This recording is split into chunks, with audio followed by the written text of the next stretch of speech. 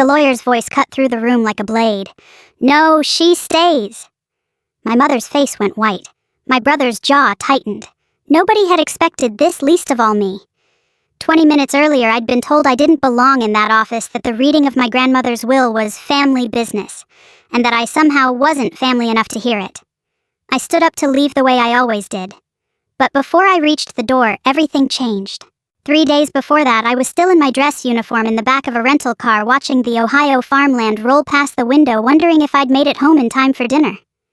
I hadn't seen my family in 8 months. 2 deployments back to back will do that. I told myself it didn't matter that I was used to missing things: birthdays, holidays, the small, ordinary Tuesdays that make up a life. What I wasn't used to was walking into my parents' dining room and feeling like a guest. Daniel was already there when I arrived, sitting at the head of the table like he'd been born into that seat. He was in the middle of a story about the new deck he was building, how Dad had helped him out with the contractor, how the loan for the addition had finally cleared. I sat down without changing out of my travel clothes. Nobody asked about the flight. Nobody asked where I'd been stationed. My mother refilled Daniel's glass before she even looked at me. When I mentioned I'd have to head back to base earlier than planned, a training rotation had moved up, my mother didn't even pause over her plate. "You're just in the military," she said like she was correcting a child. "Don't expect this family to revolve around your schedule." I didn't say anything. I'd learned a long time ago that answering back only made things worse. And besides, this wasn't new. It was just the newest version of something old.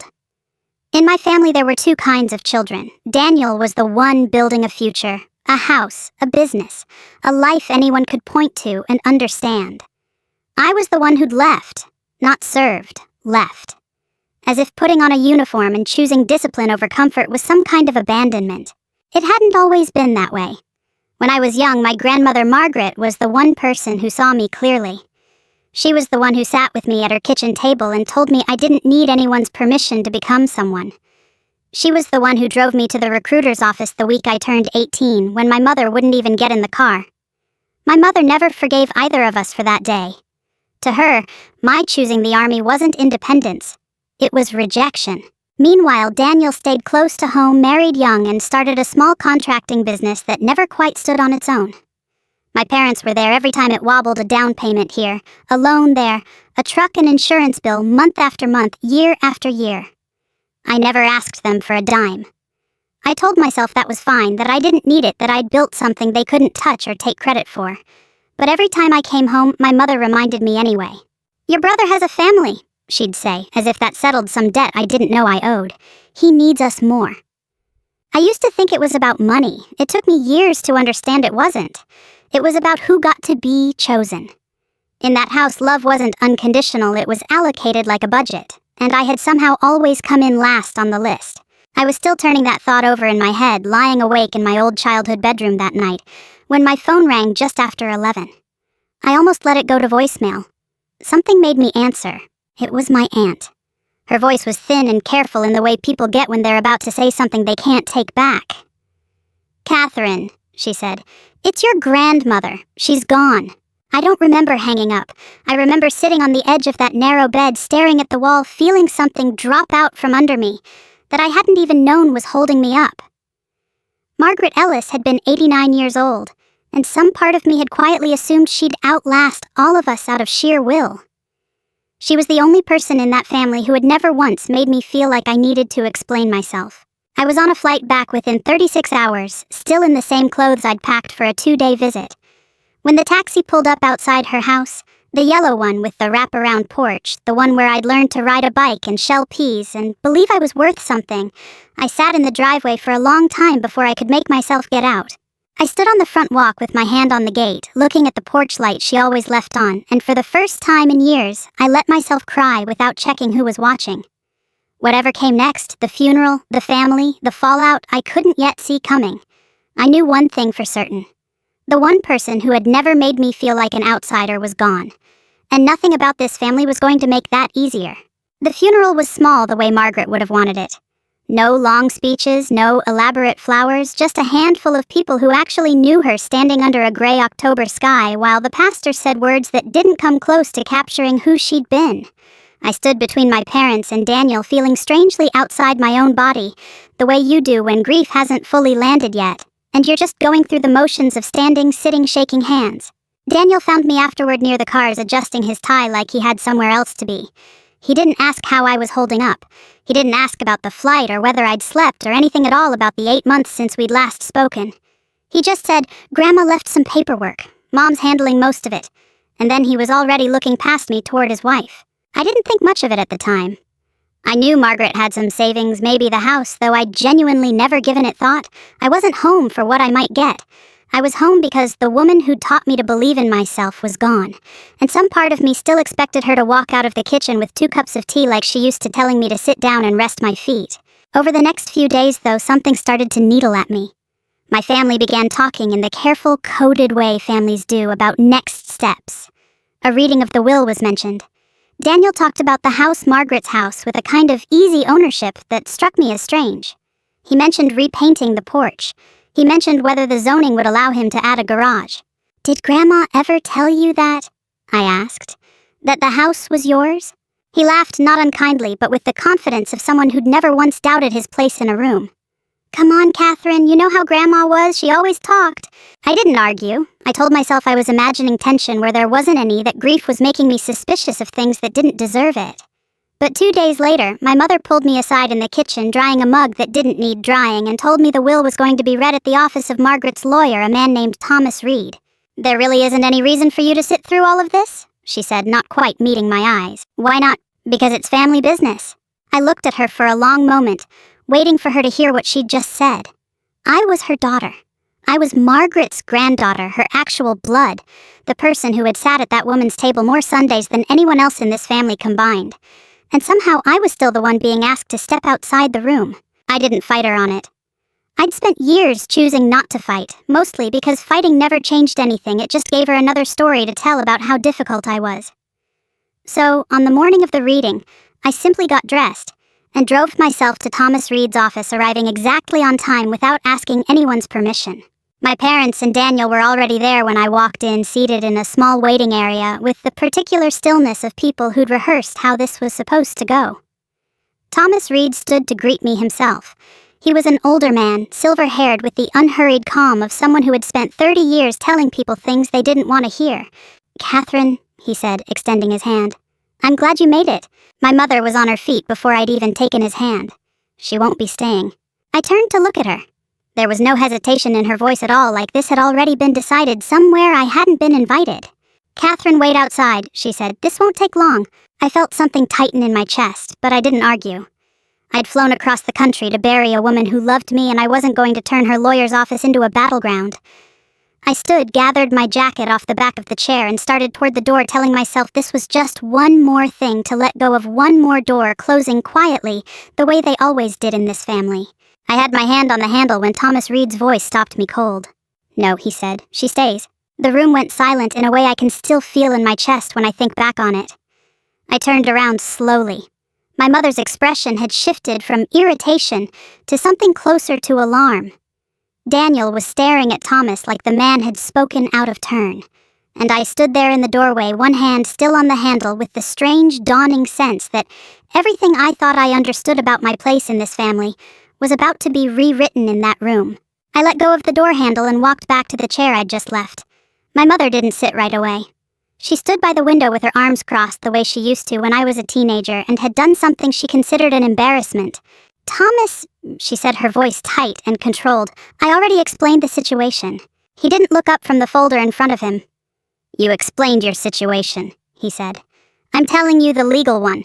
Daniel shifted in his seat beside me, and for the first time since I'd walked in, he looked less certain of himself. I sat down, folded my hands in my lap, and waited, my heart beating harder than I wanted to admit. Thomas opened the folder slowly, the way a man does when he's done this 100 times, and still respects the weight of it. He explained that Margaret had established her estate plan years earlier, and that it had been updated more recently than any of us realized. He said my name was listed directly in the documents, not as an afterthought, not as a courtesy, but as someone Margaret had specifically and repeatedly named. He didn't tell me what that meant yet. He simply began to read. Daniel was to receive several personal items: Margaret's watch collection, a set of tools that had belonged to our grandfather, some savings bonds she'd purchased for him years ago. My parents were named for a modest sum enough to cover final expenses, and then some. I listened without reaction, still bracing for whatever came next, still assuming I was somewhere near the bottom of a list that had never had my name near the top. Then Thomas turned a page and said, "The house." I looked up. The house, he explained, the one with the yellow siding and the wraparound porch, the one where I'd spent every summer of my childhood shelling peas and listening to Margaret's stories about her own mother. That house did not go to Daniel. It did not go to my parents. It had been left in full to me. Daniel was on his feet almost before Thomas finished the sentence. "That can't be right." Thomas didn't flinch. He simply turned the folder toward Daniel and slid it across the desk, the deed and the notarized amendment sitting plainly in black and white. Daniel stared at it like the words might rearrange themselves if he looked hard enough. I sat very still, feeling something crack open in my chest that I didn't have a name for yet. I hadn't known. I want to be clear about that. I hadn't asked, hadn't hoped, hadn't even let myself imagine that Margaret had thought of me this way, and yet here it was in ink, undeniable. But Thomas wasn't finished. "Your grandmother also left instructions regarding a trust," he said, and something in his tone made the room go still again. Daniel's eyes cut toward our mother. My mother's composure, which had been holding by a thread since I walked back into that room, finally slipped. "Thomas, that's enough for today." "No," he said, calm as ever. "We're not finished." He reached into the folder and withdrew a sealed envelope, slightly yellowed at the edges, the kind of paper that had clearly sat untouched in a drawer for longer than a few weeks. He set it on the desk and turned it so I could read the front. "For Catherine Morgan to be opened only after my death."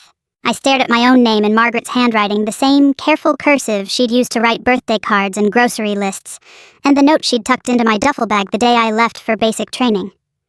My hands were trembling slightly, and I pressed them flat against my knees to steady them. "Your grandmother specifically instructed me to read this letter aloud," Thomas said, looking at me directly now. "In front of the family. Do you consent to that?" I nodded because I couldn't quite make my voice work. Thomas broke the seal, carefully unfolding the pages inside. But before he began to read, he looked up, not at me, but at my mother. "Mrs. Morgan," he said, his voice even and unhurried, "your mother anticipated that you might object to this." I watched my mother's face change. It wasn't anger exactly, and it wasn't grief. It was something closer to fear, the look of someone who suddenly understood that a door she'd spent years keeping shut was about to be opened, whether she liked it or not. Thomas began to read, and the room seemed to hold its breath around him. "My dearest Catherine," the letter started, and just hearing her voice in those words, even secondhand, even filtered through a stranger's careful reading, undid something in me I'd been holding together since the funeral. I pressed my knuckles against my mouth and let the tears come without trying to stop them. Margaret didn't begin with money or property or anything practical at all. She began with a memory.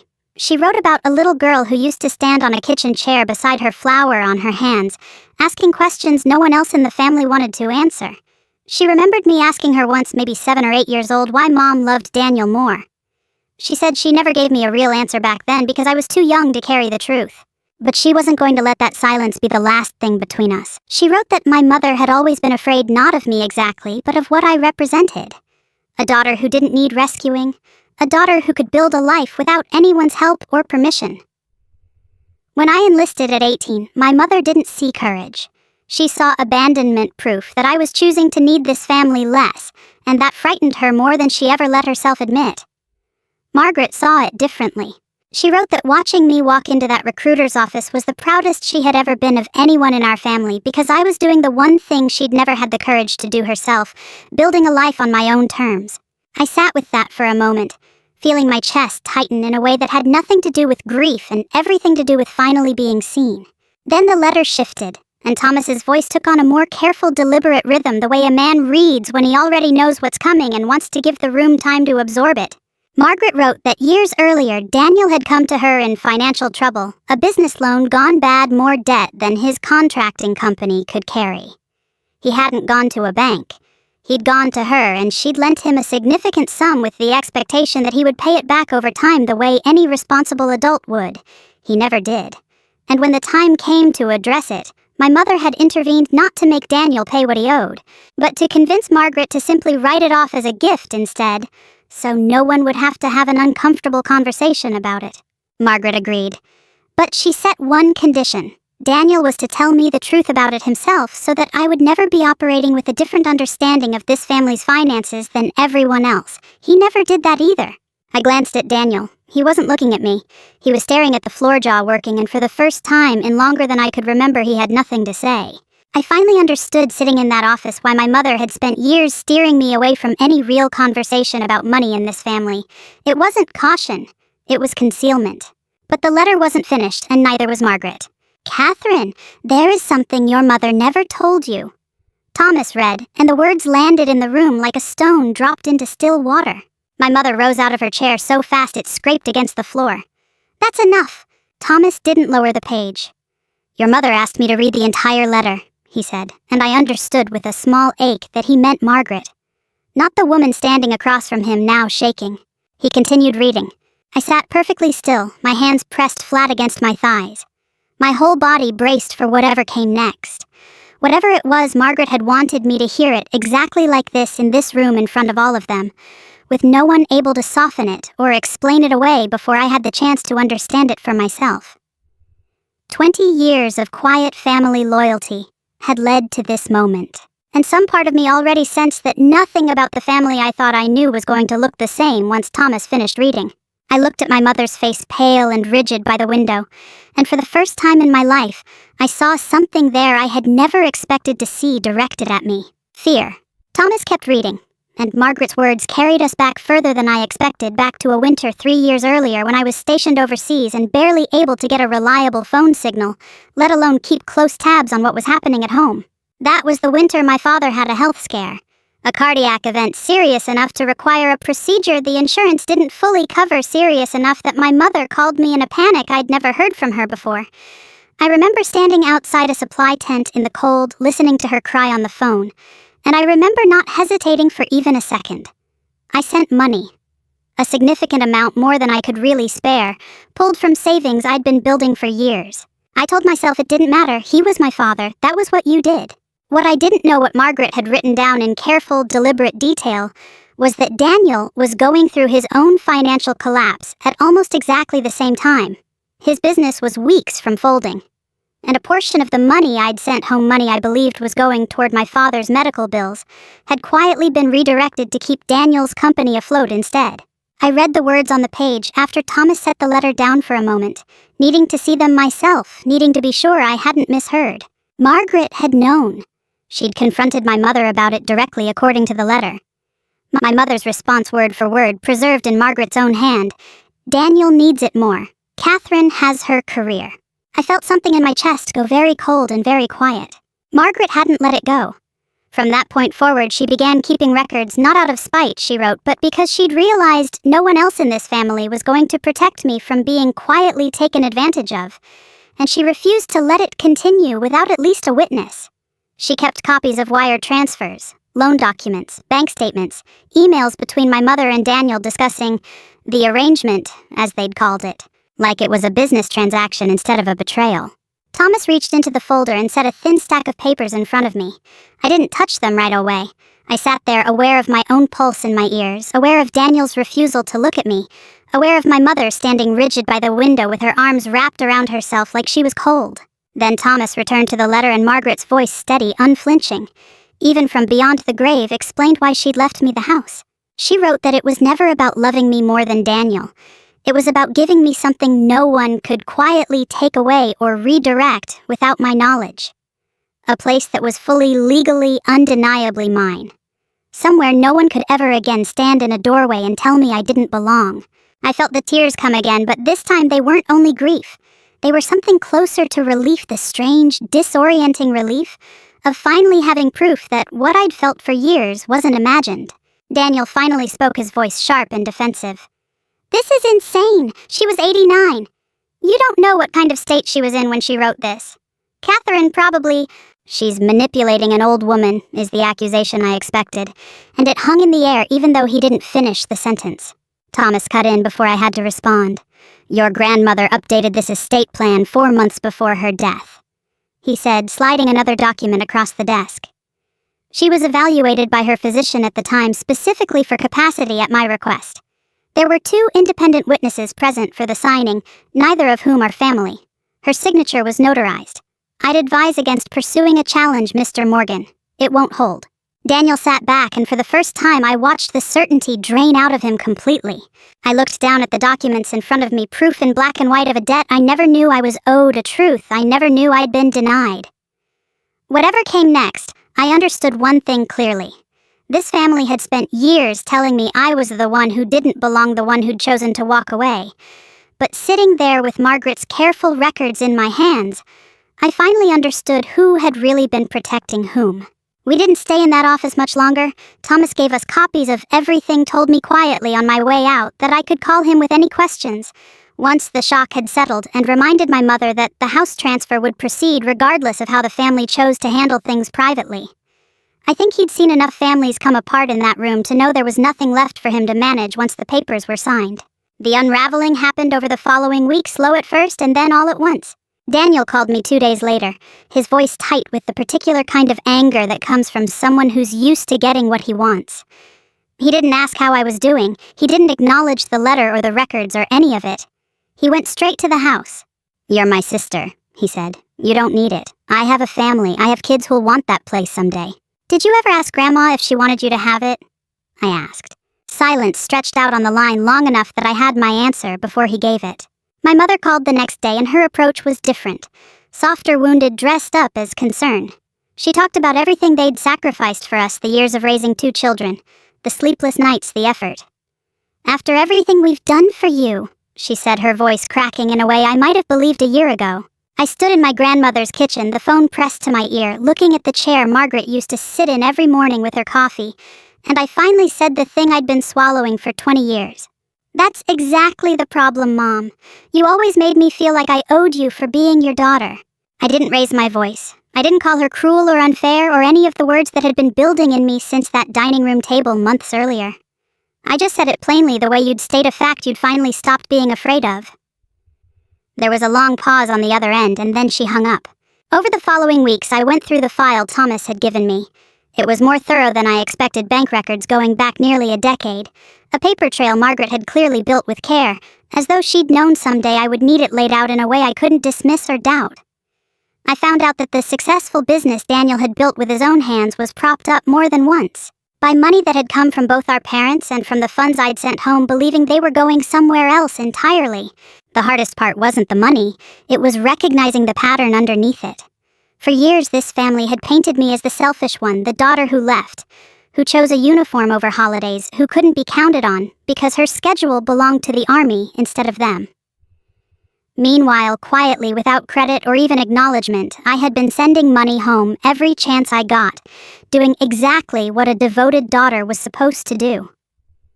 And that devotion had been redirected, without my consent, to cover for the son who never had to prove anything to anyone. I thought about confronting Daniel with all of it, laying every transfer and every email on the table, and making him answer for each one. Some nights I wanted to, but when it came down to it, I realized that wasn't the kind of person Margaret had raised me to be, or the kind of person the army had trained me to become. Vindication didn't require destruction. So when Daniel called one final time, demanding again that I sign the house over, I gave him my answer clearly and without anger.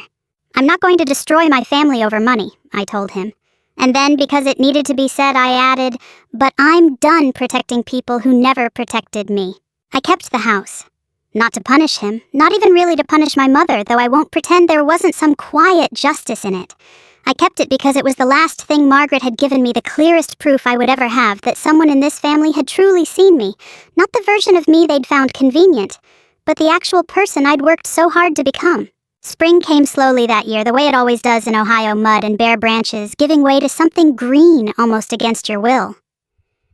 I spent most of my leave that season at the house, sleeves rolled up, learning how to fix a leaking faucet and patch a section of porch railing that had been rotting quietly for years. I didn't hire anyone to do it for me. I wanted my hands on every part of that place before I let myself call it mine. I kept the kitchen almost exactly as it had been. The same chipped yellow tile, the same curtains a Margaret had sewn herself sometime in the 80s, faded now, but still hanging straight. I kept her chair by the window, the one with the worn armrests where she used to sit with her coffee and watch the birds at the feeder. Some mornings I sit in it myself, and for just a moment the house feels less empty than it should. Daniel's business didn't survive the year. Without the quiet cushion of family money he'd relied on for so long, the cracks that had always been there finally gave way. I heard about it secondhand through an aunt who still speaks to both of us, and I felt something more complicated than satisfaction. Not joy, exactly, but not grief either. Mostly I felt tired, the particular exhaustion that comes from watching a pattern finally run its course. My mother called more often after that. The first few calls were still edged with blame, subtle reminders of everything she believed she was owed. But over time, something in her tone began to shift. The blame turned into something quieter, something that sounded on its best days almost like an apology, though she never quite said the word outright. I let her talk. I answered honestly. But I didn't rush back into the version of closeness she seemed to want, the kind where the last 2 years could simply be folded up and put away. Forgiveness doesn't mean pretending it never happened. I told her once, standing on Margaret's porch with the phone against my ear watching the sun drop behind the tree line. I meant it as gently as I could, but I meant it fully. Forgiveness, I'd come to understand, wasn't a door you threw wide open. It was something you built slowly, brick by brick, only as far as trust could actually go. On a quiet Sunday in early June, I drove out to the cemetery alone. The grass had grown in fully around Margaret's headstone, soft and green, and I knelt to clear away a few stray leaves before setting down a small bundle of wildflowers I'd cut from her own garden that morning. "You were the only person who never made me question whether I belonged," I said out loud, feeling a little foolish and not caring at all. The wind moved through the trees behind me, and for a moment it felt like she might actually be listening. I took her letter out of my jacket pocket, worn soft now from months of folding and unfolding, and read the last lines again, the ones I'd nearly memorized by heart. She'd written that I never needed to become the child my family chose. I only needed to become someone I could be proud of on my own terms, in my own time, without anyone's permission. I folded the letter carefully and looked back toward the house, its yellow siding catching the late afternoon light, the porch swing swaying slightly in the breeze like someone had just gotten up from it. And for the first time in as long as I could remember, I didn't feel like the daughter standing outside a door that wouldn't open for her. I felt like a woman standing in front of a home that was entirely, unquestionably her own. If this story moved you even a little, I'd love to know where it found you. Drop a comment below and tell me what part stayed with you the longest. I read every single one. We've got so many more stories like Catherine's waiting to be told, so if you don't want to miss the next one, go ahead and subscribe. Thank you for walking through this journey with me. Let's keep going together.